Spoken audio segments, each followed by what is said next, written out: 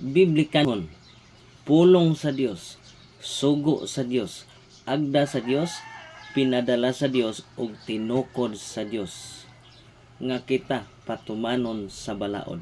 Unsa kining mga balaura?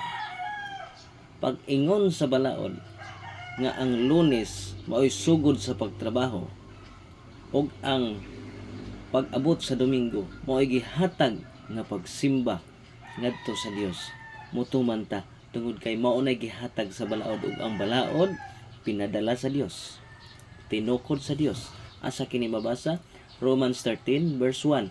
Kinahanglan ang tanang tao magpasakop nga masinugtanon nga sa punuan sa kagamhanan kay walay laing pagbulut-an gawas kung gikan sa Dios ug nga ang mga anaan karon tinukod sa Dios.